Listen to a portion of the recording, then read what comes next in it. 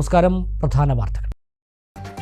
മണ്ണാർക്കാട് ആനമൂളിയിൽ സമാധാന അന്തരീക്ഷം തകർക്കുന്ന പ്രവൃത്തികളിൽ നിന്ന് CPM വിട്ടുനിൽക്കണമെന്ന Thenkara panchayat youth league committee. സമാധാനം പുനഃസ്ഥാപിക്കാൻ എന്ത് വിട്ടുവീഴ്ചയ്ക്കും ലീഗ് തയ്യാർ. DYSP ഓഫീസിലെത്തി നേതാക്കൾ. നഗരസഭകളിലും പഞ്ചായത്തുകളിലും സ്ഥിരസമിതി അംഗങ്ങളുടെ തെരഞ്ഞെടുപ്പ് നടന്നു. ഒറ്റപ്പാലം നഗരസഭയിലെ 6-ൽ 5 സ്ഥിരസമിതികളിലും CPMന് ഭൂരിപക്ഷം. വിദ്യാഭ്യാസ സ്ഥിരം സമിതി BJPക്ക്. പെരിന്തൽമണ്ണ നഗരസഭയിലും പഞ്ചായത്തുകളിലേക്കുമുള്ള സ്ഥിരം സമിതി അംഗങ്ങളുടെ തെരഞ്ഞെടുപ്പ് പൂർത്തിയായി. അധ്യക്ഷ തെരഞ്ഞെടുപ്പ് വ്യാഴം വെള്ളി ദിവസങ്ങളിൽ. ചെർപ്പശ്ശേരിയിൽ സ്ഥിരം സമിതി അംഗങ്ങളുടെ തെരഞ്ഞെടുപ്പ് പൂർത്തിയായില്ല. മണ്ണാർക്കാട് ആനമൂളി റോഡ് നവീകരണം ഡിസംബർ 31 മുമ്പ് തീർപ്പാക്കുമെന്ന പ്രഖ്യാപനവും നടപ്പായില്ല. നവീകരണം പൂർത്തിയാക്കാൻ ഇനിയും 2 മാസമെടുക്കും. അട്ടപ്പാടിയിലേക്കുള്ള യാത്രാ ദുരിതവും തുടരും. പ്രവാസികളെ അവഗണിക്കുന്ന സമീപനമാണ് സംസ്ഥാന സർക്കാരിൻ്റെതെന്ന് പ്രവാസി കോൺഗ്രസ്. വിദേശ രാജ്യങ്ങൾ സന്ദർശിക്കുമ്പോൾ പ്രവാസികളെ പുകഴ്ത്തുന്ന മുഖ്യമന്ത്രി ജോലി നഷ്ടപ്പെട്ട് നാട്ടിലെത്തിയാൽ പ്രവാസികളെ അവഗണിക്കുന്നുവെന്നും നേതാക്കൾ. Pattambi central orchard farm tourism പദ്ധതിയുടെ പ്രവൃത്തികൾ പുരോഗമിക്കുന്നു. 2 ഘട്ടങ്ങളിലായി പദ്ധതി ജനങ്ങൾക്ക് തുറന്നുകൊടുക്കാനാണ് തീരുമാനമെന്ന് മുഹമ്മദ് മുഹസിൻ MLA.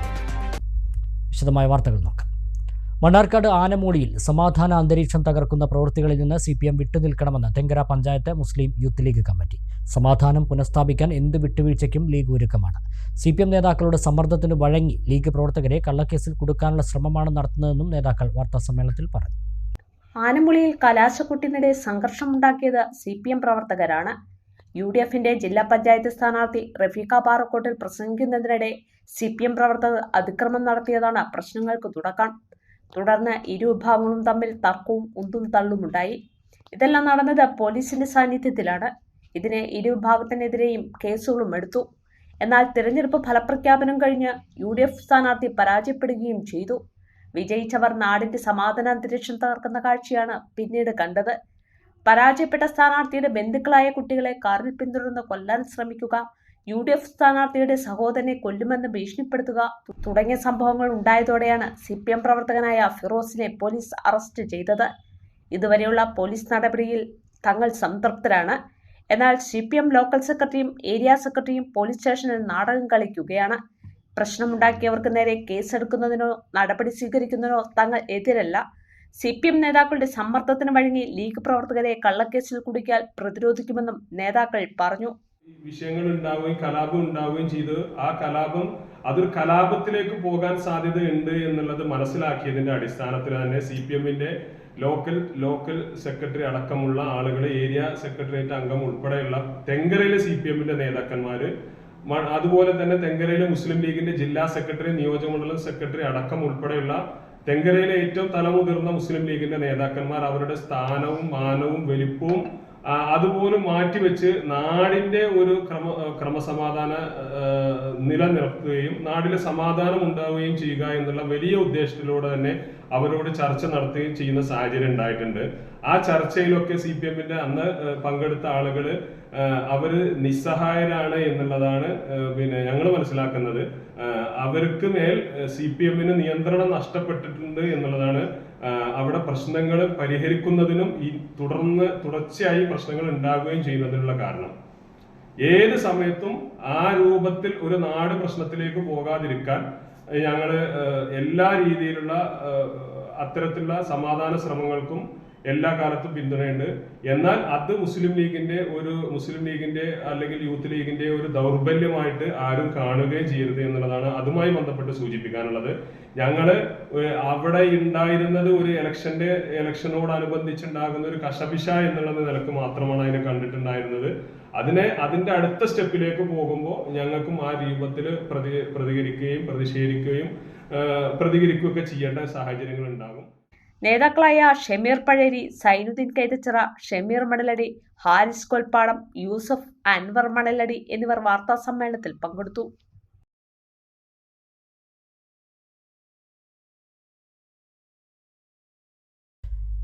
മുസ്ലിം ലീഗ് ജില്ലാ വൈസ് പ്രസിഡന്റ് TA സലാമിന്റെ നേതൃത്വത്തിൽ തെങ്കരയിലെ ലീഗ് നേതാക്കൾ മണ്ണാർക്കാട് DYSP ഓഫീസിലെത്തി. ആനമൂളിയിൽ മറ്റൊരു കല്ലാങ്കുഴി ആവർത്തിക്കരുതെന്ന് നേതാക്കൾ പോലീസിനോട് ആവശ്യപ്പെട്ടു. ആനമൂളിയിൽ ഒരു പ്രശ്നമുണ്ടാകുമ്പോൾ ഒന്നിച്ചിരുന്ന് പരിഹരിക്കേണ്ട ഇടതുപക്ഷ നേതാക്കൾ പോലീസ് സ്റ്റേഷനിൽ നാടകം കളിക്കുകയായിരുന്നു.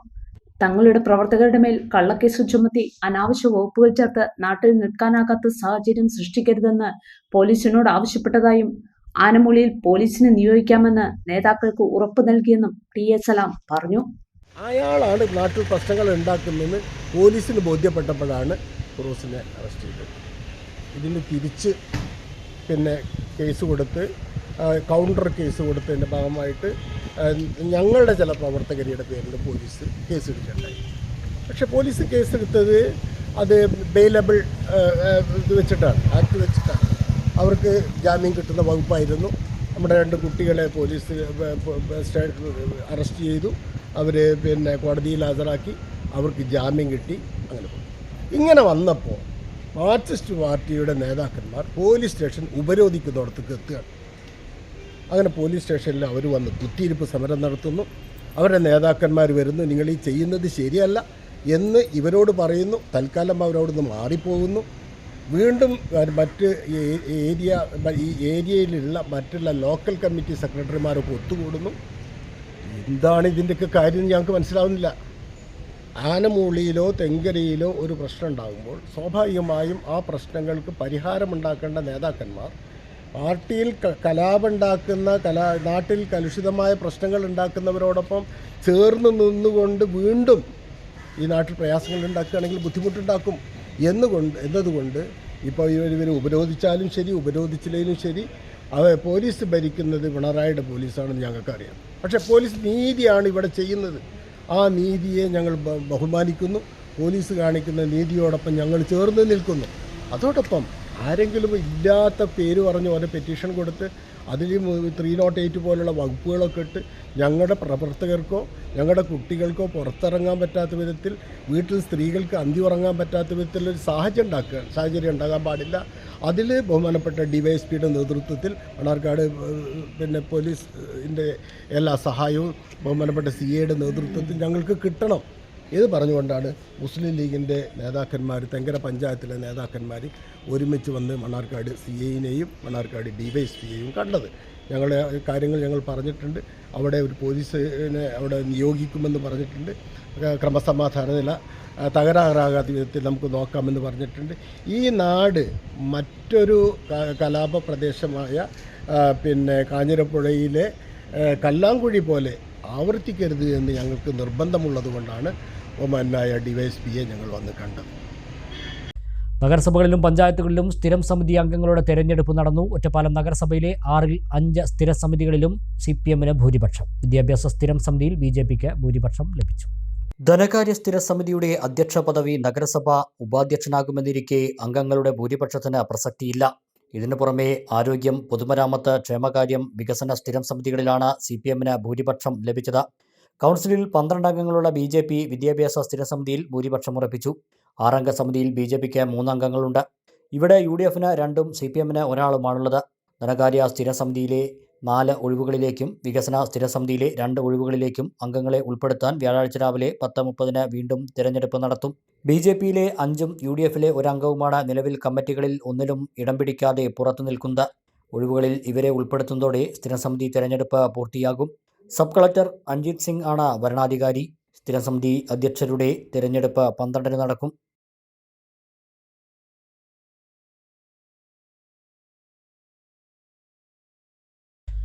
നഗരസഭയും ബ്ലോക്ക് പഞ്ചായത്തും ഉൾപ്പെടെ പെരിന്തൽമണ്ണയിലെ തദ്ദേശ സ്ഥാപനങ്ങളിലേക്കുള്ള സ്ഥിരം സമിതി അംഗങ്ങളുടെ തെരഞ്ഞെടുപ്പ് പൂർത്തിയായി. ബ്ലോക്ക് പഞ്ചായത്തിൽ വ്യാഴാഴ്ചയും നഗരസഭയിൽ വെള്ളിയാഴ്ചയും സ്ഥിരം സമിതി അധ്യക്ഷന്മാരെ തെരഞ്ഞെടുക്കും. ഗ്രാമപഞ്ചായത്തുകളിൽ 9, 12, 13 തീയതികളിലാണ് സ്ഥിരം സമിതി അധ്യക്ഷന്മാരുടെ തെരഞ്ഞെടുപ്പ്.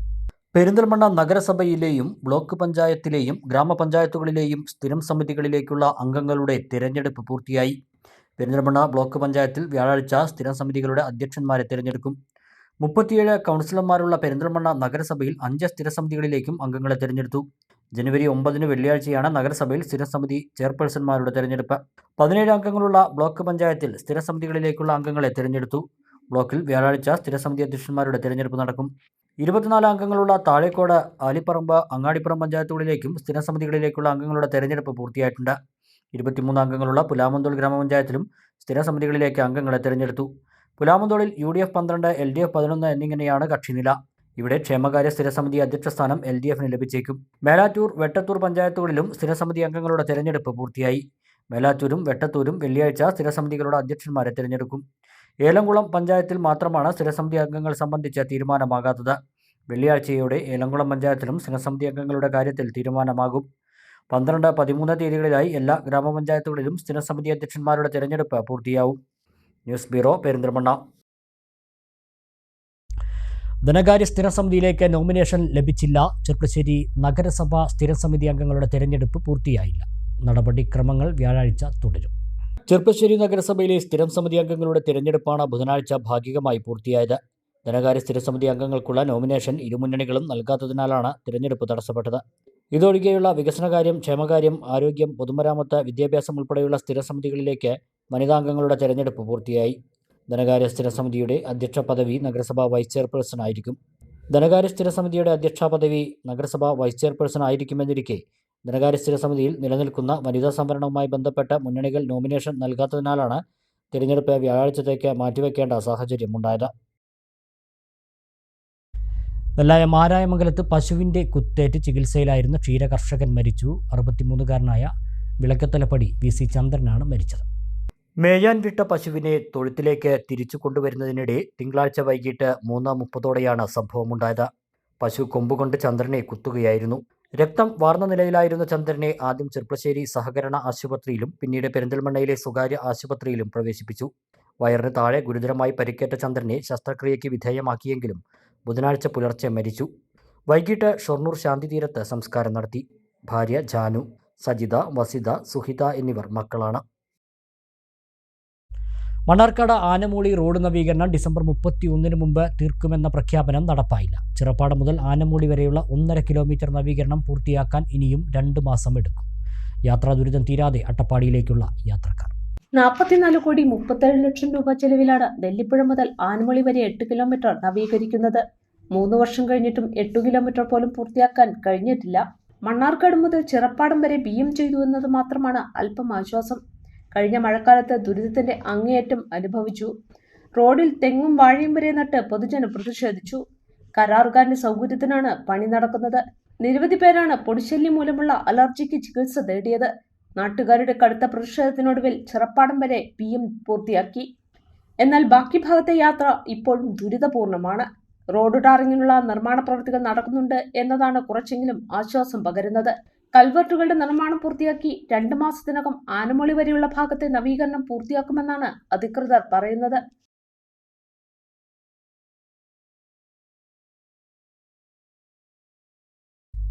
വിദേശ രാജ്യങ്ങൾ സന്ദർശിക്കുമ്പോൾ മുഖ്യമന്ത്രി പ്രവാസികളെ പുകഴ്ത്തും. എന്നാൽ ജോലി നഷ്ടപ്പെട്ട് നാട്ടിലെത്തിയാൽ അവരെ അവഗണിക്കുകയാണ്. ഈ പ്രവണത അവസാനിപ്പിക്കണമെന്ന് പ്രവാസി കോൺഗ്രസ് മണ്ണാർക്കാട് ബ്ലോക്ക് കൺവെൻഷൻ ആവശ്യപ്പെട്ടു. ബ്ലോക്ക് കോൺഗ്രസ് പ്രസിഡന്റ് അസീസ് ഭീമനാട് പരിപാടി ഉദ്ഘാടനം ചെയ്തു. മുഖ്യമന്ത്രി വിദേശ രാജ്യങ്ങൾ സന്ദർശിക്കുമ്പോൾ പ്രവാസികളെ പുകഴ്ത്തി പറയും. എന്നാൽ ജോലി നഷ്ടപ്പെട്ട് നാട്ടിലെത്തുന്ന പ്രവാസികളെ സംരക്ഷിക്കാതെ അവഗണിക്കുകയാണ് ചെയ്യുന്നത്. ഈ പ്രവണത അവസാനിപ്പിക്കണമെന്ന് പ്രവാസി കോൺഗ്രസ് മണ്ണാർക്കാട് ബ്ലോക്ക് കൺവെൻഷൻ ആവശ്യപ്പെട്ടു. കോൺഗ്രസ് കോട്ടോപ്പാടം മണ്ഡലം കമ്മിറ്റി ഹാളിൽ നടന്ന പരിപാടി ബ്ലോക്ക് കോൺഗ്രസ് പ്രസിഡന്റ് അസീസ് ഭീമനാട് ഉദ്ഘാടനം ചെയ്തു. പുരോഗതി, സാമ്പത്തികമായ പുരോഗതി, വിദ്യാഭ്യാസപരമായ പുരോഗതി, വ്യാവസായികമായ പുരോഗതി, കാർഷികപരമായിട്ടുള്ള പുരോഗതി, ഈ പുരോഗതികളൊക്കെ പിന്നിൽ പ്രവാസികൾക്ക് ഒരു വലിയ നിർണായകമായിട്ടുള്ള പങ്ക് വഹിച്ചിട്ടുണ്ട്. നമുക്കറിയാം, ഒരു കാലഘട്ടത്തിൽ പ്രത്യേകിച്ച് മുസ്ലിം ജനവിഭാഗങ്ങളുടെ വിദ്യാഭ്യാസപരമായി ഒരുപാട് പിന്നോക്കം നിന്നിരുന്ന ഒരു കാലഘട്ടത്തിൽ തനിക്ക് വിദ്യാഭ്യാസം നേടാൻ കഴിഞ്ഞിട്ടില്ല, അല്ലെങ്കിൽ അക്ഷരാഭ്യാസമില്ലാതെ ഇവിടെ നിന്നും ഗൾഫിലേക്ക്, സൗദിയിലേക്കും അതുപോലെ ദുബായിലേക്കും മറ്റ് വിദേശ രാജ്യങ്ങളിലേക്കൊക്കെ പോയിരുന്ന ആളുകൾ എനിക്ക് കഴിയാത്തത് എൻ്റെ മക്കൾക്ക് കൊടുക്കണം വിദ്യാഭ്യാസം എന്ന് പറഞ്ഞത് എനിക്കറിയാം. ഞാനൊക്കെ പ്രവാസി Congress block president TK Ippu അധ്യക്ഷനായി. ജില്ലാ president Zakir Thayyil, block Congress vice president KG Babu, Congress Kottappadam മണ്ഡലം പ്രസിഡന്റ് ഉമ്മർ മനച്ചിത്തൊടി, പ്രവാസി കോൺഗ്രസ് ബ്ലോക്ക് ട്രഷറർ നൌഫൽ താളിയിൽ, അസൈനാർ, ഹംസ കോട്ടോപ്പാടം, ഷിഹാബ് കുന്നത്ത്, രാജൻ ആമ്പാടത്ത്, സാനീർ മണലടി തുടങ്ങിയവർ പങ്കെടുത്തു. ഇടവേള.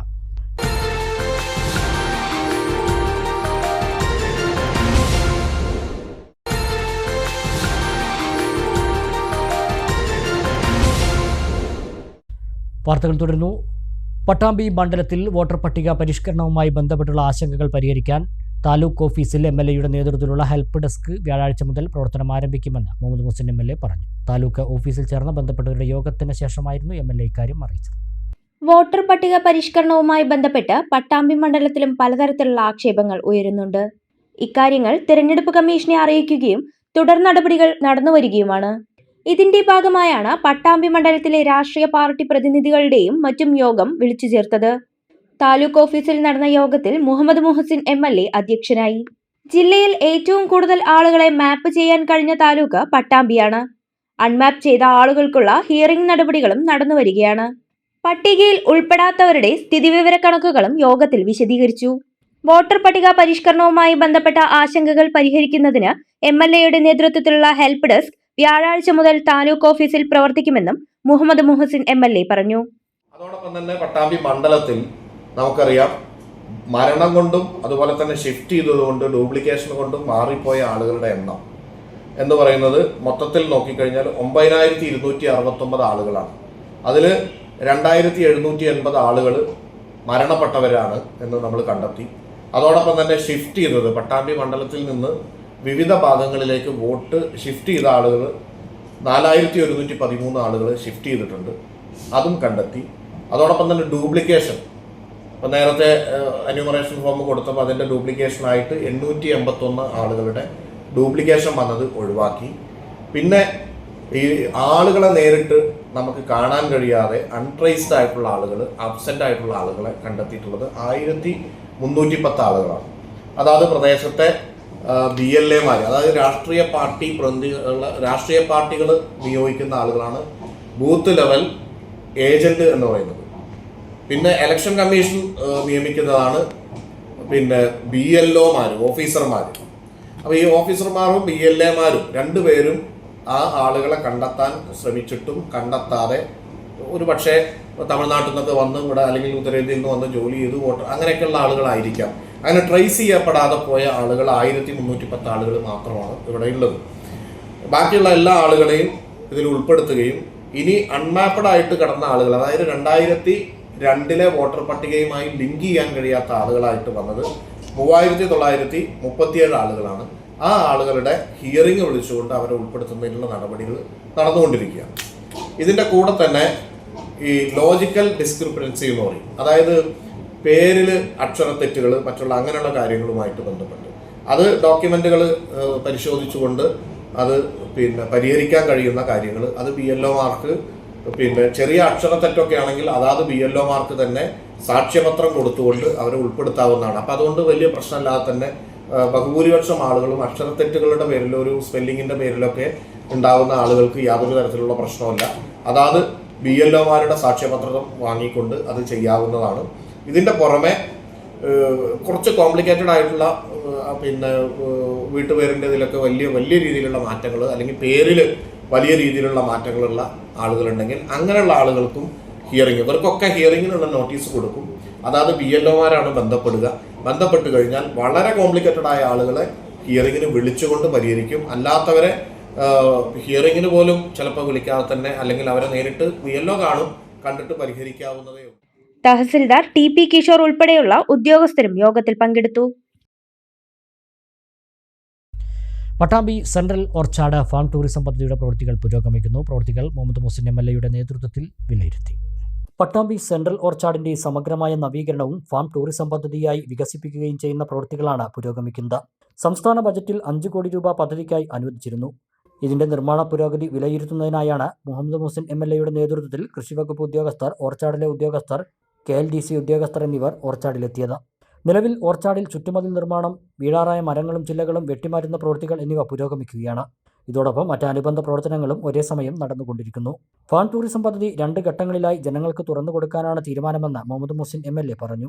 ആദ്യഘട്ടം പൂർത്തിയാക്കുന്നതിനായി ഇനിയും ചില പ്രവർത്തനങ്ങൾ ബാക്കിയുണ്ടെങ്കിലും അവ നിശ്ചിത സമയത്തിനുള്ളിൽ പൂർത്തീകരിക്കുന്നതിനുള്ള നടപടികൾ സജീവമായി നടക്കുകയാണെന്ന് അദ്ദേഹം സൂചിപ്പിച്ചു. ആദ്യഘട്ടത്തിൽ തന്നെ കർഷകർക്ക് ഏറെ പ്രയോജനപ്പെടുന്ന രീതിയിൽ വിവിധ കാർഷിക ഉൽപ്പന്നങ്ങളുടെ വിപണന സംവിധാനങ്ങൾ ഒരുക്കുന്നതിനുള്ള കൗണ്ടറുകൾ ഒരുക്കുകയും തുടർന്നുള്ള ഘട്ടങ്ങളിൽ കൂടുതൽ വിപുലമായ സൗകര്യങ്ങൾ ഒരുക്കുകയും ചെയ്യും. ഇതോടൊപ്പം വേൾഡ് ബാങ്കിന്റെ സഹായത്തോടെ നടപ്പാക്കുന്ന കേര പദ്ധതി പട്ടാമ്പി സെൻട്രൽ ഓർച്ചാഡിൽ കൊണ്ടുവരുന്നതിനുള്ള നടപടികളും പുരോഗമിക്കുകയാണെന്ന് MLA അറിയിച്ചു. മനുഷ്യർക്കൊപ്പം എന്ന പ്രമേയത്തിൽ കേരള മുസ്ലിം ജമാഅത്തിന്റെ ആഭിമുഖ്യത്തിൽ കാന്തപുരം AP അബൂബക്കർ മുസ്ലിയാർ നയിക്കുന്ന കേരള യാത്രയുടെ ജില്ലയിലെ സ്വീകരണം ജനുവരി 9 ഒറ്റപ്പാലത്ത് വെച്ച് നടക്കും. സ്വീകരണ സമ്മേളനം മന്ത്രി MB രാജേഷ് ഉദ്ഘാടനം ചെയ്യുമെന്ന് സ്വാഗത സംഘം ഭാരവാഹികൾ വാർത്താസമ്മേളനത്തിൽ അറിയിച്ചു. സമസ്ത കേരള ജമയ്യത്തുൽ ഉലമയുടെ സെന്റിനറിയുടെ ഭാഗമായാണ് മനുഷ്യർക്കൊപ്പം എന്ന പ്രമേയത്തിൽ യാത്ര സംഘടിപ്പിച്ചിട്ടുള്ളത്. വെള്ളിയാഴ്ച രാവിലെ 9 ജില്ലയിൽ പ്രവേശിക്കുന്ന യാത്രയെ പുലാമന്തോളിൽ വെച്ച് മുഴുവൻ സംഘടനകളുടെയും ജില്ലാ നേതാക്കൾ ചേർന്ന് സ്വീകരിച്ച് ആനയിക്കും. തുടർന്ന് കൊപ്പത്ത് പൗരപ്രമുഖരെ പങ്കെടുപ്പിച്ച് നടക്കുന്ന സ്നേഹസംഗമത്തിൽ പങ്കെടുക്കും. ശേഷം പട്ടാമ്പി വഴി ഒറ്റപ്പാലം മർക്കസിലെത്തും. വൈകുന്നേരം 4:30 സ്വീകരണ സമ്മേളനത്തിന്റെ മുന്നോടിയായുള്ള റാലി ഈസ്റ്റ് ഒറ്റപ്പാലത്ത് നിന്ന് തുടങ്ങി സമ്മേളന നഗരിയിൽ സമാപിക്കും. 313 സെന്റിനറി ഗാർഡ് അംഗങ്ങളുടെ അകമ്പടിയോടെയാണ് ജില്ലാ നേതാക്കൾ നേതൃത്വം നൽകുന്ന റാലി നടക്കുക. വൈകുന്നേരം 5 മണിക്ക് നടക്കുന്ന സ്വീകരണ സമ്മേളനത്തിൽ ജാഥാനായകൻ കേരള മുസ്ലിം ജമാഅത്ത് സംസ്ഥാന പ്രസിഡന്റ് കാന്തപുരം AP അബൂബക്കർ മുസ്ലിയാർ, ഉപനായകന്മാരായ കേരള മുസ്ലിം ജമാഅത്ത് സംസ്ഥാന സെക്രട്ടറിമാരായ സയ്യിദ് ഇബ്രാഹിം ഖലീൽ ബുഖാരി, പേരോട അബ്ദുൽ റഹ്മാൻ സഖാഫി എന്നിവർ പ്രഭാഷണം നടത്തും. ജില്ലയിലെ MP, MLA മാർ, മറ്റ് രാഷ്ട്രീയ നേതാക്കൾ എന്നിവർ സമ്മേളനത്തിൽ പങ്കെടുക്കും. മന്ത്രി MB രാജേഷ് സമ്മേളനം ഉദ്ഘാടനം ചെയ്യുമെന്ന് സ്വാഗത സംഘം ഭാരവാഹികൾ വാർത്താസമ്മേളനത്തിൽ അറിയിച്ചു. 4:30 മണിക്ക് നമ്മുടെ ഈസ്റ്റ് ഒറ്റപ്പാലം ജംഗ്ഷനിൽ നിന്ന് റാലി ആരംഭിക്കുകയാണ്.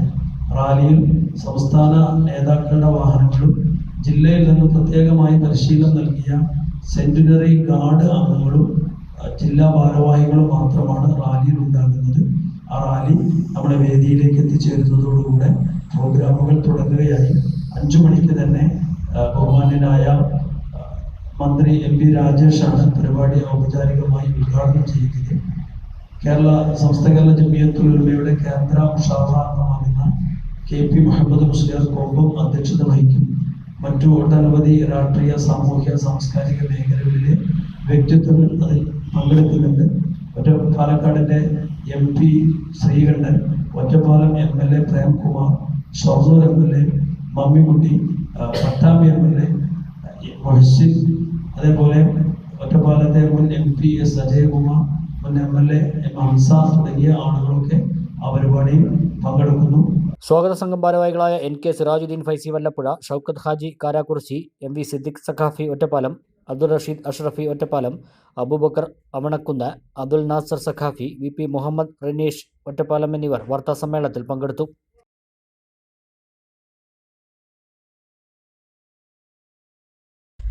പരിപാലനമില്ലാതെ നാശത്തിന്റെ വക്കിലുള്ള എടത്തനാട്ടുകര കൊടിയംകുന്നിലെ വനിതാ വ്യവസായ കോംപ്ലക്സ് പുതിയ ബ്ലോക്ക് പഞ്ചായത്ത് ഭരണസമിതിയെങ്കിലും സംരക്ഷിക്കണമെന്ന് നാട്ടുകാർ. വിവിധ കാര്യങ്ങൾക്കായി കെട്ടിടം ഉപയോഗപ്പെടുത്തണമെന്നാവശ്യപ്പെട്ട് പ്രദേശത്തെ പൊതുപ്രവർത്തകർ പലതവണ രംഗത്ത് വന്നിരുന്നെങ്കിലും ഒന്നിനും നടപടിയായിട്ടില്ല. 2012 നിർമ്മാണം തുടങ്ങി 2015 ഉദ്ഘാടനം ചെയ്തതാണ് എടത്തനാട്ടുകര കൊടിയംകുന്നിലെ വ്യവസായ കോംപ്ലക്സ്. 2018 പ്രളയത്തിൽ പൊൻപാറ ഉപ്പുകുളം ആദിവാസി കോളനിയിലെ 19 കുടുംബങ്ങളെ കെട്ടിടത്തിലേക്ക് മാറ്റിപ്പാർപ്പിച്ചിരുന്നു. കൈരളിപ്പടിയിൽ വീട് നിർമ്മിച്ചതോടെ 2021 ഇവർ അവിടേക്ക് താമസം മാറി.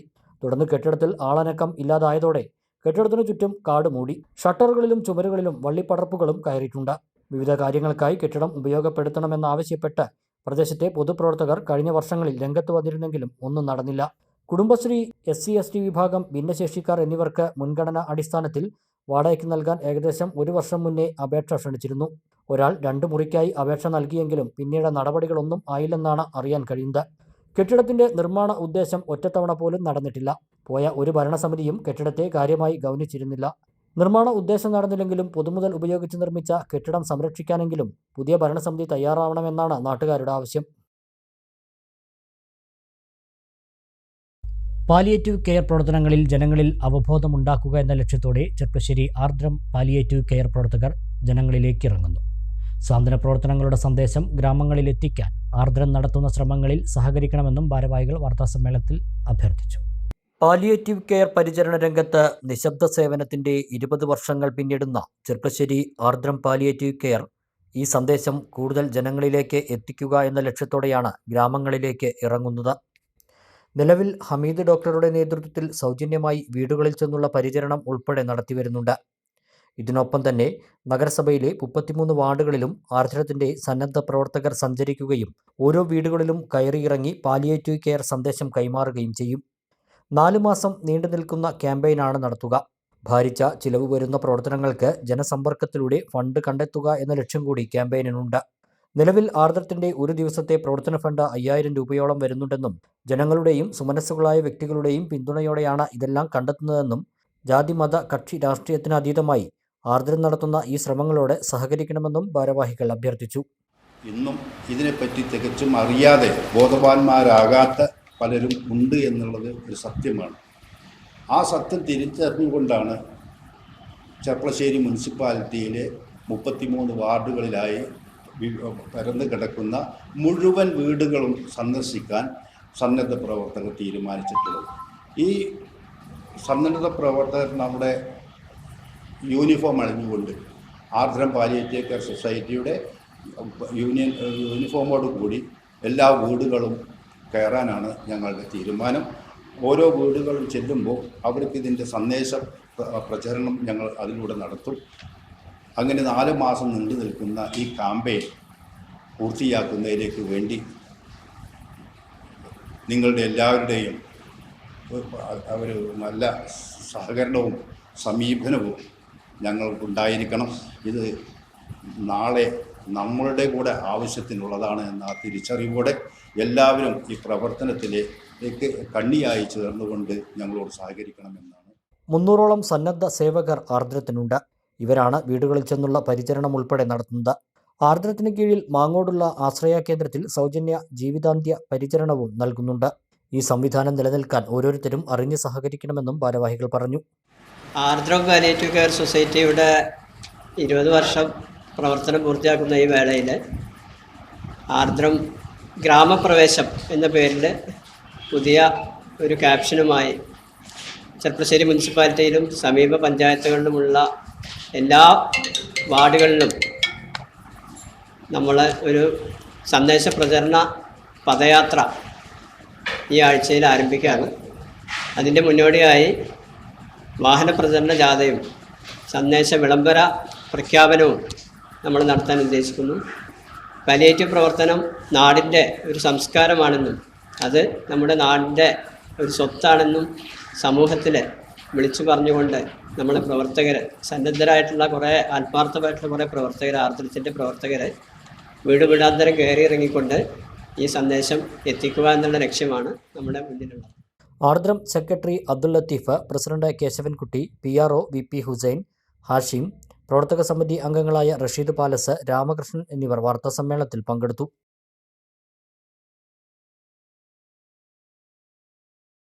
സ്വകാര്യ ബസ്സുകളെ ട്രാക്ക് ചെയ്യാൻ സാധിക്കുന്ന പ്രത്യേക ആപ്പ് തയ്യാറാക്കി 2 യുവാക്കൾ.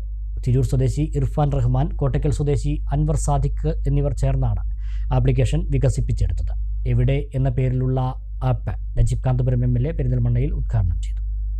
സർവീസ് നടത്തിക്കൊണ്ടിരിക്കുന്ന സ്വകാര്യ ബസ്സുകൾ എവിടെയാണെന്ന് അറിയാൻ സാധിക്കുന്ന ബസ് ട്രാക്കിംഗ് ആപ്ലിക്കേഷൻ തയ്യാറാക്കിയിരിക്കുകയാണ് 2 യുവാക്കൾ.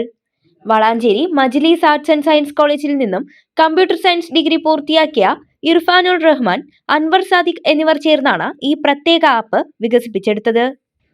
എവിടെ എന്നാണ് ആപ്ലിക്കേഷന്റെ പേര്. പെരിന്തൽമണ്ണയിൽ നിന്നും വിവിധ റൂട്ടുകളിൽ ഓടുന്ന തെരഞ്ഞെടുത്ത സ്വകാര്യ ബസ്സുകളുടെ വിവരങ്ങൾ ഇപ്പോൾ ആപ്പിൽ ലഭ്യമാകും. ബസ്സുകളിൽ ഘടിപ്പിച്ച GPS-ഉം എവിടെ ആപ്പും കണക്ട് ചെയ്തതിനാൽ ബസ്സുകളുടെ ലൊക്കേഷൻ കൃത്യമായി അറിയാൻ സാധിക്കും. ഹായ്, ഞങ്ങൾ കോളേജിൽ പഠിച്ചുകൊണ്ടിരിക്കുമ്പോൾ, ഞാനും അൻവറും കോളേജിൽ പഠിച്ചുകൊണ്ടിരിക്കുമ്പോൾ ഞങ്ങൾ ഫേസ് ചെയ്തൊരു പ്രോബ്ലം ആയിരുന്നു ബസ് എവിടെ എത്തിയെന്ന് അറിയാത്തൊരു ബുദ്ധിമുട്ടുണ്ടായിരുന്നു. ആ ബുദ്ധിമുട്ടിൽ നിന്നാണ് ഞങ്ങൾ ഇങ്ങനെ ഒരു ആപ്പ് ഉണ്ടാക്കിയാലോ എന്നുള്ളത് മനസ്സിലാക്കിയത്. ആ സമയത്ത് ഞങ്ങൾ പഠിച്ചുകൊണ്ടിരിക്കുമ്പോഴാണ് മനസ്സിലായത് രാത്രി സമയങ്ങളിലൊക്കെ കുറേ യാത്രക്കാർ ബസ് അറിയാതെ കുറേ നേരം ബസ് സ്റ്റോപ്പിൽ വെയിറ്റ് ചെയ്യേണ്ട സിറ്റുവേഷൻസ്, അതുപോലെ ട്രെയിൻ ഇറങ്ങി വരുമ്പോൾ ബസ് ഉണ്ടാവില്ല, എന്നിട്ട് കുറേ നേരം ക്ഷമിച്ച് നിൽക്കണം, അല്ലെങ്കിൽ കുറേ പ്രശ്നങ്ങൾ അനുഭവിക്കുന്നതായിട്ട് കണ്ടു. അതിന് ശേഷമാണ് ഞങ്ങൾ ഇങ്ങനെ ഒരു ആശയത്തിലേക്ക് വന്നത്. ഇപ്പോൾ നമ്മൾ ഉണ്ടാക്കിയ ആപ്പ് എന്താണെന്ന് വെച്ച് കഴിഞ്ഞാൽ നമുക്ക് ഈ ഒരു ബസ് സ്റ്റോപ്പിൽ ഇരുന്നിട്ട് ബസ്സുകളൊക്കെ എവിടെ എത്തി, എപ്പോൾ നമുക്ക് എത്തും, അങ്ങനത്തെ കാര്യങ്ങളൊക്കെ സെർച്ച് ചെയ്തിട്ട് അതിൻ്റെ റിസൾട്ട് വന്നത് നമുക്ക് എവിടെ എത്തി എന്നുള്ളത് കാണാൻ പറ്റുന്ന ഒരു ആപ്ലിക്കേഷനാണ്. പെരിന്തൽമണ്ണ ബസ് സ്റ്റാൻഡിൽ നടന്ന ചടങ്ങിൽ എവിടെ ആപ്പ് നജീബ് കാന്തപുരം MLA ഉദ്ഘാടനം ചെയ്തു. ഇർഫാനുൽ റഹ്മാൻ, അൻവർ സാദിഖ് എന്നിവരുടെ ആദ്യ സ്റ്റാർട്ടപ്പ് പ്രോജക്റ്റ് കൂടിയാണിത്. സ്വകാര്യ ബസ് ജീവനക്കാർക്കും ഈ ആപ്പ് ഏറെ സഹായകരമാകുമെന്നാണ് ഇവർ പറയുന്നത്. ബസ്സുകൾ എവിടെയെത്തി എന്നറിയാൻ ഈ സംവിധാനം യാത്രക്കാരായ സ്ത്രീകൾക്കുൾപ്പെടെ ഏറെ പ്രയോജനപ്പെടുമെന്ന് കോർ ടീം അംഗവും Perinthalmanna government girls higher secondary സ്കൂളിലെ +2 വിദ്യാർത്ഥിനിയുമായ ലിൻസ അഫ്രീൻ പറഞ്ഞു.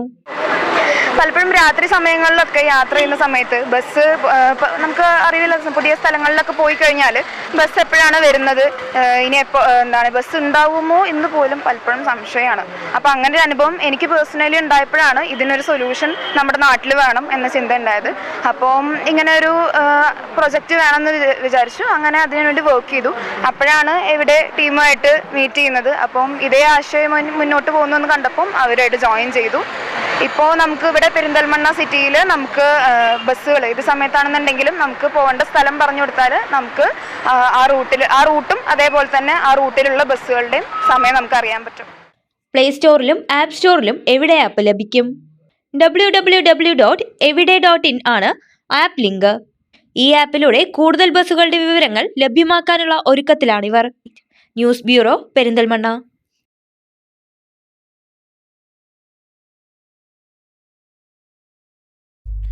പട്ടാമ്പിയിൽ മോട്ടോർ വാഹന വകുപ്പിന്റെ നേതൃത്വത്തിൽ റോഡ് സുരക്ഷാ ബോധവൽക്കരണം നടത്തി. ശങ്കരമംഗലത്ത് വച്ചായിരുന്നു ബോധവൽക്കരണ പരിപാടികൾ സംഘടിപ്പിച്ചത്. റോഡ് സുരക്ഷാ മാസാചരണത്തിന്റെ ഭാഗമായാണ് പട്ടാമ്പിയിൽ മോട്ടോർ വാഹന വകുപ്പിന്റെ ആഭിമുഖ്യത്തിൽ റോഡ് സുരക്ഷാ ബോധവൽക്കരണം സംഘടിപ്പിച്ചത്. പട്ടാമ്പി ശങ്കരമംഗലത്ത് വെച്ചായിരുന്നു പരിപാടി. Pattambi joint RTO K Raju ബോധവൽക്കരണ പരിപാടികളുടെ ഉദ്ഘാടനം നിർവഹിച്ചു.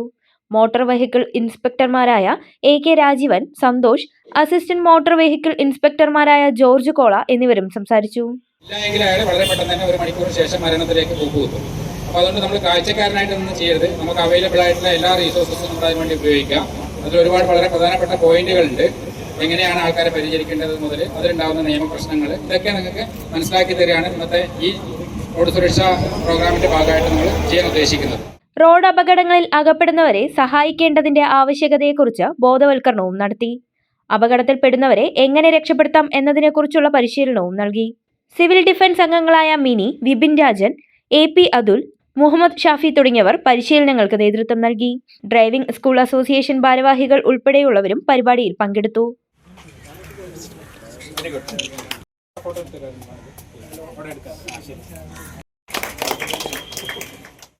പെരിന്തൽമണ്ണ PTM ഗവൺമെന്റ് കോളേജിന്റെ സുവർണ ജൂബിലി സുവർണം 2025 ആഘോഷങ്ങളുടെ ഭാഗമായി ഹൈസ്കൂൾ, ഹയർ സെക്കൻഡറി വിദ്യാർത്ഥികൾക്കായി വിവിധ പഠന വകുപ്പുകളുടെ ആഭിമുഖ്യത്തിൽ വൈജ്ഞാനിക മത്സരങ്ങൾ സംഘടിപ്പിക്കും. ജനുവരി 9, 12 തീയതികളിലായാണ് മത്സരങ്ങൾ നടക്കുക. അറബിക് കോമേഴ്സ് വിഭാഗങ്ങളിൽ ക്വിസ് മത്സരങ്ങൾ, മാത്തമാറ്റിക്സ് ഡിപ്പാർട്ട്മെന്റിന്റെ puzzle solving, chemistry puzzle solving, English കവിതാ പാരായണം, ഫിസിക്സ് പഠന വകുപ്പിന്റെ നേതൃത്വത്തിൽ പ്രൊജക്ട് പ്രസന്റേഷൻ എന്നിവയാണ് പ്രധാന മത്സര ഇനങ്ങൾ. വിദ്യാർത്ഥികളുടെ ബൗദ്ധിക ശേഷിയും സൃഷ്ടിപരമായ കഴിവുകളും വളർത്തുക എന്ന ലക്ഷ്യത്തോടെയാണ് മത്സരങ്ങൾ സംഘടിപ്പിക്കുന്നത്. പങ്കെടുക്കാൻ ആഗ്രഹിക്കുന്ന വിദ്യാർത്ഥികൾ വിശദവിവരങ്ങൾക്കായി കോളേജിന്റെ ഔദ്യോഗിക വെബ്സൈറ്റ് സന്ദർശിക്കുകയോ 9995699726 എന്ന ഫോൺ നമ്പറിൽ ബന്ധപ്പെടുകയോ ചെയ്യണമെന്ന് കോളേജ് അധികൃതർ അറിയിച്ചു. ഒരു ചെറിയ ഇടവേള കൂടി.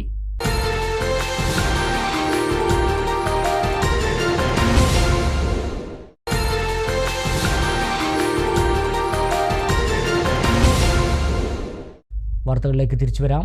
Short news.